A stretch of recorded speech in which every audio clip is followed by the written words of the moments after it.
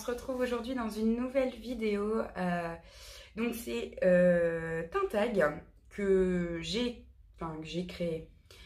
Ce sont des questions que je me suis dit qui seraient intéressantes pour celles qui ont une chaîne YouTube, mais celles aussi qui aimeraient ouvrir une chaîne YouTube et celles qui ne sont pas du tout dans l'objectif d'une chaîne YouTube, mais pour savoir le ressenti des personnes, voilà, de ce qui se passe un peu derrière la caméra. Donc la première question, c'est pourquoi avoir créé une chaîne YouTube. Donc moi, clairement, je l'ai créée parce que pour moi, le scrap, c'est du partage et il est important pour moi donc de partager.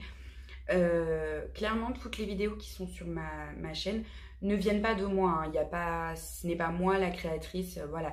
Il y a des idées que j'ai piochées à gauche, à droite. Il y a des choses effectivement que j'ai fait moi-même. Mais voilà, il y a des tags que j'ai repris qui ne sont pas de moi. Il y a plein de choses qui ne sont pas de moi. Mais voilà, ça permet de refaire à sa sauce et de pouvoir partager, de montrer qu'il y a des choses différentes, etc. Donc pour moi, voilà, l'essentiel de la chaîne YouTube, c'était pour moi le partage. C'est vraiment le mot clé de ma chaîne YouTube, c'est le partage. Qu'est-ce que cela vous apporte? Donc qu'est-ce que YouTube m'apporte? Ça m'apporte beaucoup de bonheur. YouTube, c'est pour moi... voilà, quand je mets un tuto en ligne, que je reçois toutes vos réponses, voilà, ne serait-ce que des merci, ça fait énormément plaisir, c'est de la reconnaissance.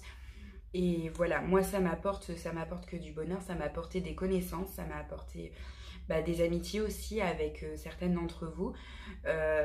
Voilà, moi ça m'apporte énormément aussi bien sur le côté, je vais pas dire professionnel parce que YouTube n'est pas mon métier, mais voilà, ça m'apporte voilà, la récompense un peu de tout le travail qu'on a fourni, parce que voilà, une vidéo ça prend du temps à préparer, à filmer, à monter, à faire des miniatures, à mettre sur YouTube. Moi, il faut savoir qu'avec le débit que j'ai chez moi, le débit internet que j'ai chez moi, mettre une vidéo en ligne, ça me prend quasiment 24 heures. Donc c'est une horreur, ça prend voilà, un temps fou. Et voilà, donc la reconnaissance un peu, enfin, moi c'est tellement, c'est beaucoup pour moi. Donc voilà, ça m'apporte voilà, énormément de choses, tant sur le plan donc je disais professionnel, mais aussi sur le plan humain, parce que voilà, j'ai fait des connaissances de personnes qui sont ultra sympathiques et des personnes que certainement je n'aurais jamais eu l'occasion de discuter avec elles, même si c'est via les réseaux, hein, que j'aurais jamais eu l'occasion de connaître et de discuter si j'avais pas fait ça. À quelle fréquence publiez-vous des vidéos? Donc moi clairement j'ai pas de fréquence, hein, vous avez pu le remarquer. Au début j'essayais de me tenir à 2 vidéos par semaine, maintenant c'est beaucoup plus compliqué. Voilà, crise sanitaire, j'ai énormément de boulot. Je ne vis plus chez mes parents où est mon coin scrap, donc là je me suis fait un tout petit coin, enfin vous le verriez, vous rigolerez parce que j'ai vraiment le strict minimum. Donc voilà, pour pouvoir vous tourner un petit peu de contenu pendant ce confinement. Et voilà, mais j'ai pas de fréquence. Je publie moi clairement quand j'ai le temps de préparer des vidéos. J'ai pas envie de bâcler des vidéos pour pouvoir vous les balancer et présenter quelque chose parce que voilà, on est tel jour, il faut qu'une vidéo sorte. Non, moi pas du tout. Je suis pas du tout dans cet objectif-là. Je préfère voilà, prendre une semaine, 15 jours, même 3 semaines à préparer correctement une vidéo, préparer du matériel, passer des commandes s'il y a besoin, etc. pour vous présenter quelque chose qui me plaît, quelque chose que j'ai pris plaisir à faire et pas quelque chose, voilà, parce qu'il faut absolument qu'une vidéo sorte. Donc moi non, pas du tout, j'ai pas de fréquence, donc voilà. Ça peut être bien une fois la semaine, comme ça peut être 3 ou 4 fois la semaine, comme ça peut être aussi une fois tous les 6 mois. Enfin, clairement, j'essaye de me tenir quand même à un rythme et de ne plus vous laisser des mois et des mois sans nouvelles. Mais voilà, c'est pas simple quand on a une vie à côté d'être toujours constamment derrière la caméra. Ce n'est pas toujours possible. Quelle est votre inspiration pour présenter du contenu? Alors, moi, mon inspiration, je m'inspire beaucoup de Pinterest. Je m'inspire beaucoup d'Instagram. J'ai énormément d'abonnements sur Instagram. D'ailleurs, ça, je pense, fera l'objet d'une vidéo un peu mes abonnements Instagram et ce que vous pouvez trouver sur mon Instagram sur mon Instagram de scrapbooking, pardon. Et je m'inspire également aussi beaucoup de vidéos YouTube. Voilà, je navigue sur le net, je vais voir des vidéos, etc. S'il y a quelque chose que je trouve sympa, j'essaie de le remettre à ma sauce. Quand je trouve des tags sympathiques, je n'hésite pas à les reprendre. Si pour moi, voilà, ça a une importance et ça tourne autour de ce que je voudrais vous publier, voilà. Mais moi, essentiellement, voilà, ma source d'inspiration, c'est très honnêtement, c'est Instagram.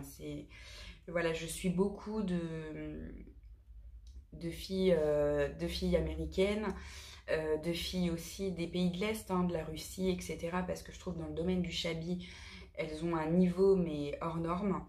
Elles font des trucs qui sont juste mais magnifiques. Donc voilà mes sources d'inspiration. Depuis quand possédez-vous votre chaîne? Donc moi je l'ai ouverte, si je me souviens bien, en mai 2019. Ça doit faire 1 an et demi. Donc ouais, mai 2019. Avez-vous des partenariats? Non, moi je n'ai pas de partenariat. Clairement, bon, si un jour on m'en propose, pourquoi pas, faut que ça me plaise, hein, je ne ferai pas du partenariat pour faire du partenariat. Voilà, si j'ai à faire du partenariat, c'est parce que ça me sera utile, ça vous sera utile. Et c'est pas, voilà, moi je suis pas, j'ai pas envie de faire des choses et à être payée pour présenter des choses qui me plaisent pas. Clairement, voilà. 7e question, les points positifs de votre chaîne YouTube. Donc comme j'ai déjà pu l'aborder, voilà, mon gros point positif, c'est de pouvoir partager avec vous, de faire des connaissances, de pouvoir dialoguer, de pouvoir échanger.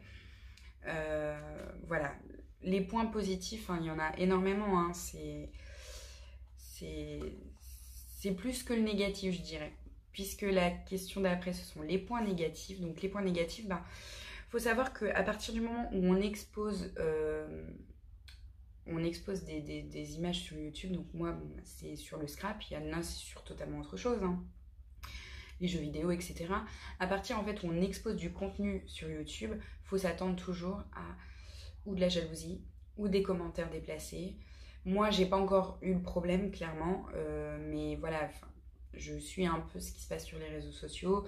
Je le vois sur de nombreuses chaînes qui n'ont strictement rien à voir avec le scrap, hein, voilà, des chaînes que je suis, etc., des youtubeurs qui ont des millions de followers, etc. Donc moi, voilà, à ma toute petite échelle, j'ai pas ce problème-là, mais voilà, le point négatif, les mauvais commentaires, les personnes jalouses qui essaient qui disent du mal, etc. Mais après, c'est tout à fait, voilà, c'est comme je le dis, c'est tout à fait normal. À partir du moment où on propose du contenu, on peut éventuellement être soumis à ces choses-là, qui sont pas toujours très cool, mais...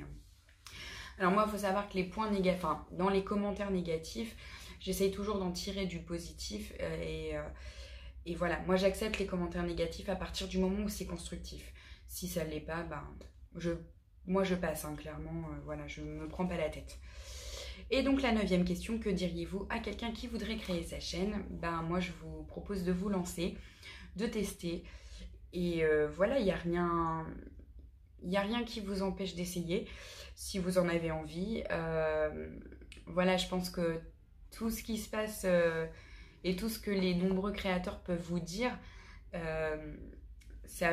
certains, ça peut que les inciter à vouloir commencer. Et moi, tout simplement, je vous dis, mais essayez, et puis de toute façon...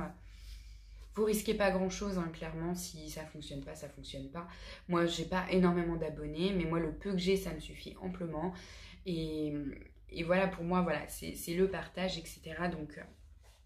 Donc à partir du moment où vous voulez partager d'une autre manière que de publier sur Facebook ou sur Instagram, vous voulez faire des tutos, lancez-vous, et puis voilà, après, c'est vraiment une très belle aventure. Voilà, donc sur ces quelques mots, voilà, j'espère que vous y voyez un petit peu plus clair sur ce qui se passe un peu au point de vue des personnes qui font les vidéos. Et voilà, donc j'espère que cette vidéo vous a plu. Moi, je vous fais de très gros bisous et je vous dis à très bientôt. Bye bye.